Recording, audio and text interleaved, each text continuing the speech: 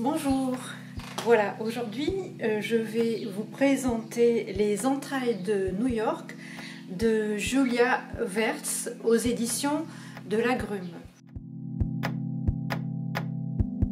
Pourquoi ce livre?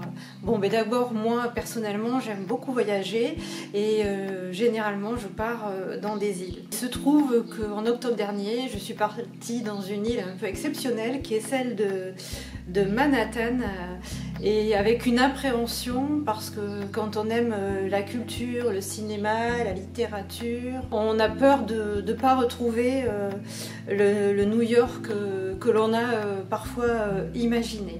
Donc ben moi je l'ai retrouvé, même encore plus beau que dans mes rêves ou dans mon imaginaire. Au retour, effectivement, on cherche un peu, on est en alerte de tout ce qui peut y faire penser. Je suis tombée sur ce livre qui est présenté comme un livre sur l'architecture de New York, mais c'est effectivement cela, mais d'une façon très originale. Je vais vous parler d'abord de l'auteur. L'auteur, c'est Julia Wertz, c'est une jeune américaine qui a grandi à San Francisco.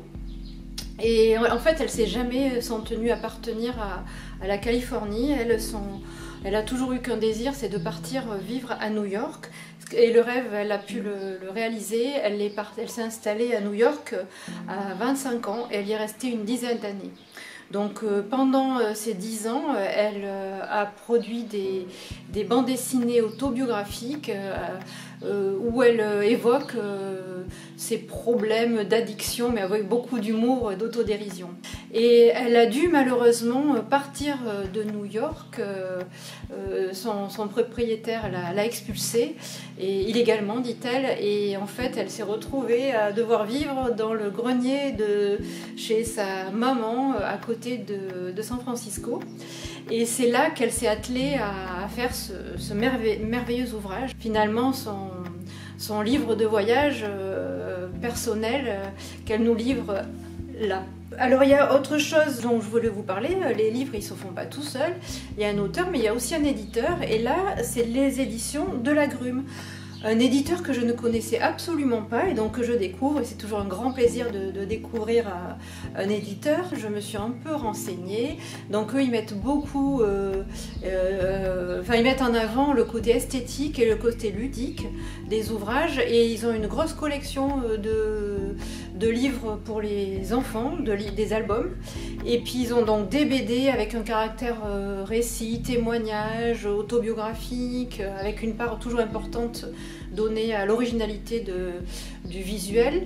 Et puis ils ont un magazine qui publie 2 fois par an qui s'appelle Citrus, c'est un magazine thématique. Un éditeur à suivre, ça c'est toujours une bonne nouvelle de découvrir des nouveaux éditeurs qui se lancent dans cette belle aventure.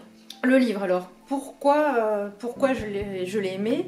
C'est vraiment un voyage dans les rues de New York, dans les devantures des blocs. Je vais vous montrer, voilà, ça fourmille d'infos. Alors on pourrait penser qu'on va se perdre. On peut se perdre, mais comme on se perd dans une grande ville, donc là c'est pas un problème parce qu'on se retrouve très bien dans New York, vu comment sont organisées les rues. Et donc elle va nous faire un voyage avec ses dessins. Alors moi j'aime beaucoup le dessin parce que finalement c'est une mise à distance et on peut s'approprier du coup encore plus les images. C'est pas comme une photo, une vidéo qui fige les choses. Là on peut nous partir dans plein d'histoires ou le mettre en scène. Donc ça permet cette mise à distance pour moi, ces dessins. Et le noir et blanc, c'est vraiment les couleurs de New York, qui a un côté, la ville, un côté très graphique déjà. À l'image d'elle, parce qu'elle raconte un peu, en fait tout est basé sur une balade qu'elle a dû faire des milliers de fois, une grande balade de plus de 25 km à pied qui lui ont permis de découvrir des détails, et après elle a creusé ces détails pour faire un travail de recherche. Elle a énuméré plein de librairies indépendantes et à chaque fois l'origine de la librairie, le libraire, l'histoire de la librairie. Et il se trouve que malheureusement il y en a beaucoup qui ont disparu en 2-3 ans, entre le fait de faire le livre et de le publier. Il y a un chemin sur les bars. Elle a introduit son livre sur une histoire des lampadaires qui ont été installés lors de la deuxième exposition universelle de New York en 1964.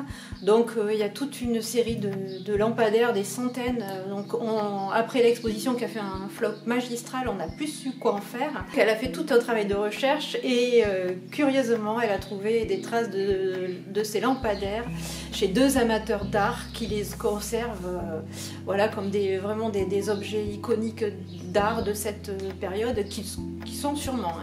Voilà, donc ça c'est très original, de l'histoire des objets et des modes aussi et des tendances. Ça fourmille d'informations qu'elle nous donne, mais une autre histoire, une contre-histoire. Elle a sa propre histoire de New York.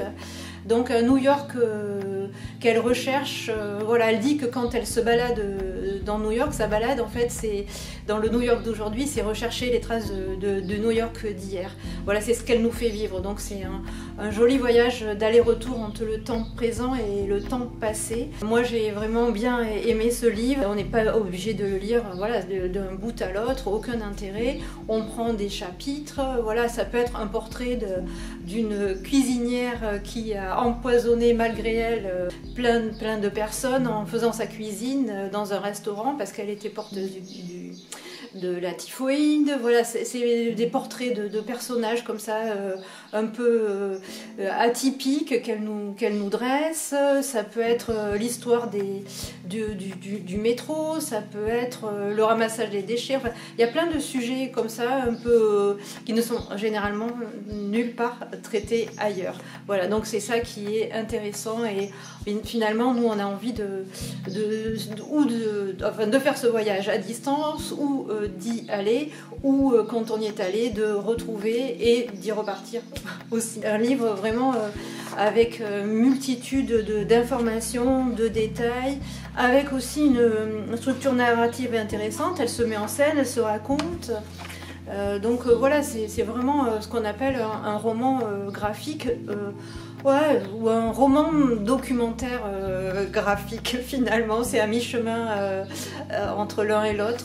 Puis comme j'aime bien faire des liens entre les œuvres, ben, ça m'a fait penser aussi à vous parler de séries qui mettent la ville vraiment comme un écrin dans leur sujet. Par exemple, la très jolie série The Night Of, qui est une façon originale de découvrir New York. C'est une mini-série, donc 8 épisodes, c'est très original, avec un jeune qui se retrouve dans une histoire qui n'est pas la sienne, et on voit, c'est la descente aux enfers. J'avais envie bien sûr de vous parler du célèbre Manhattan de Woody Allen, et un de mes auteurs favoris qui m'a fait plonger dans cette formidable aventure de la littérature, c'est John Dos Passos avec son fabuleux Manhattan Transfer. Là vraiment on est dans les époques, ça fait écho sur le Manhattan d'hier dont il est question beaucoup dans ce livre.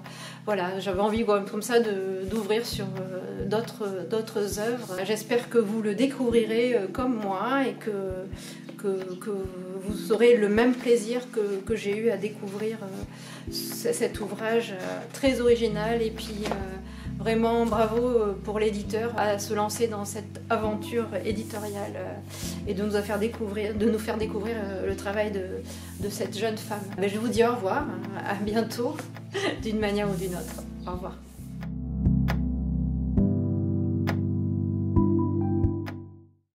Voilà, donc Julia Roberts.